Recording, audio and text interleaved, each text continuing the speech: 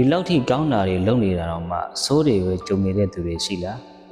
စိတ်စေတနာလည်းကောင်းတယ်စိတ်ကောင်းစေတနာကောင်းထားပြီးတော့လည်းဆက်ဆံတယ်ကောင်းတာတွေပဲအမြဲလုပ်နေပြီးတော့အဆိုးတွေပဲကြုံနေတဲ့သူတွေလောကမှာအများကြီးရှိတယ်ကံတွေဆိုးလိုက်တာကောင်းတာတွေအမြဲပြောတယ်စိတ်ကောင်းစေတနာကောင်းတဲ့နဲ့ဆက်ဆံတယ်ဒါပေမဲ့ကိုယ့်လက်ကြတော့အဆိုးတွေပဲကြုံနေတယ်ဆိုလို့ရှိရင်ဒီပုံမြင်လေးကိုနားထောင်ကြည့်လိုက်ပါတခါတော့ရွာတူရမှာလူနေရာမှာစိတ်ကောင်းစေတနာကောင်းရှိပြီးတော့ကုသိုလ်ကောင်းမှုတွေလုပ်ကြတာကိုအမြဲတမ်းဝှေ့လျော်တယ်သူတယောက်ရှိတယ်ပြီးတော့စိတ်ကောင်းစေတနာကောင်းမရှိဘဲနဲ့လူတိုင်းပေါ်ကိုစိတ်စေတနာကောင်းကောင်းမထားဘဲနဲ့အကုသိုလ်တွေကိုအမြဲလုပ်တယ်ဆိုတဲ့လူတယောက်ရှိတယ်လူကောင်းတဲ့လူဆိုးနှစ်ယောက်ပေါ့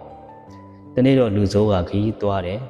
ခရီးသွားနေရင်လည်းလမ်းမှာတွေ့တဲ့မြလူတန်းကိုသူကပြောဆိုစိတ်ရည်တိုင်းသွားတယ်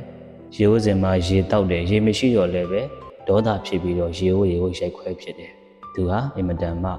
စိတ်ကြမ်းတမ်းခတ်ထန်ပြီးတော့ဒေါသအရင်ကြီးရသူပေါ့သူကအဲ့လိုခရီးဆက်သွားနေရင်လည်းအရေးအာဝါဒကောင်းတဲ့ညောင်မင်းကြီးအောက်ကိုရောက်တယ်အဲ့လိုညောင်မင်းကြီးအောက်ကိုရောက်တော့အဲ့ညောင်မင်းအောက်မှာသူကအိဆက်နားယူနေနေအဲ့ရကနိုးတော့သူကရွှေဝတလုံးကိုသူကကောက်ရခဲ့တယ်ပေါ့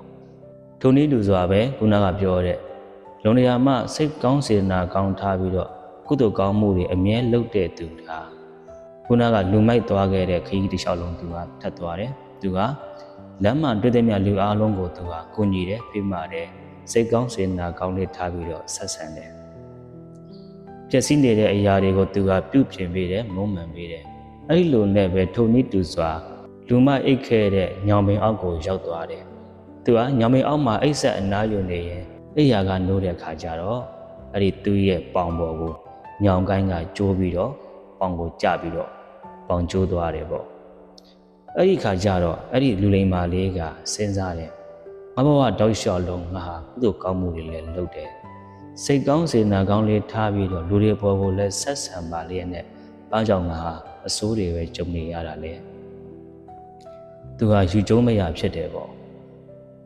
ခုနကလူမိုက်ကတော့တဘဝလုံးမကောင်းတာတွေလုပ်စိတ်ကောင်းစေတနာကောင်းမထားပဲနဲ့ဘဝကိုဖြတ်တန်းခဲ့တယ်သူကြတော့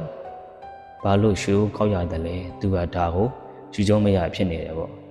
ဒီအဖြစ်အပျက်ကိုသိနေတဲ့တရားမင်းကြီးကလူပြေကိုဆင်းလာပြီးတော့အကြောင်းစုံကိုရှင်းပြတယ်သင်ပညာရှိသူတော်ကောင်းလေ